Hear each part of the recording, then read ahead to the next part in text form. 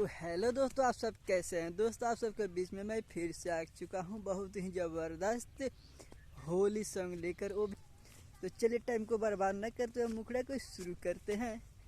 और ये वीडियो सैया देवरा ढोढ़िया रंगता हमारी मारी फिचकारी हो। सैया देवरा ढोढ़िया रंगता हमारी मारी फिचकारी हो। कोयले लाले बा बुरा हाले बा, कोयले लाले बा बुरा हाले बा, मोर फर्द साड़ी हो। सैया देवरा ढोड़िया रंगता हमारी मारी फिचकारी हो। सैया देवरा ढोड़िया रंगता हमारी मारी फिचकारी हो। कोयले लाले बा बुरा हाले बा, कोयले लाले बा बुरा हाले बा, मोर फर्द साड़ी हो। सैया देवरा ढोड़िया रंगता हमारी मारी फिचकारी हो। इसके बाद फर्स्ट अंतरा है, तो चलिए सुनाते हैं। सैया होली में लहंगा हमर लसरले बा, सरले बा।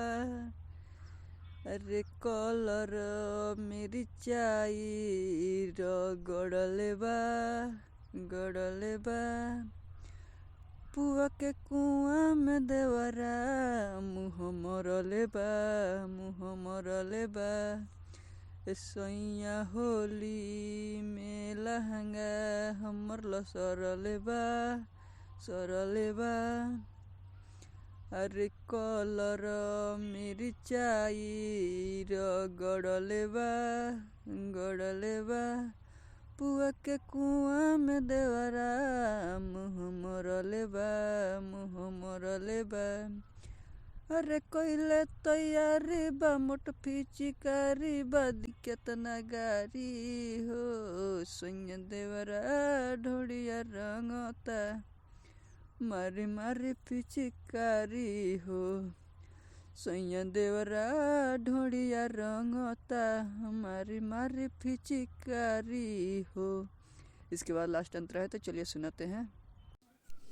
दोस्तों, जिसको भी लास्ट अंतरा चाहिए तो मैं डिस्क्रिप्शन में उसको डाल दे रहा हूँ, आप वहाँ से ले लीजिएगा। वीडियो लंबा होने की वजह से थोड़ा उसको कट कर दिया है। तो आपको कैसा लगा, वीडियो अच्छा लगा हो तो वीडियो को हमारे ज़्यादा से ज़्यादा शेयर कीजिएगा।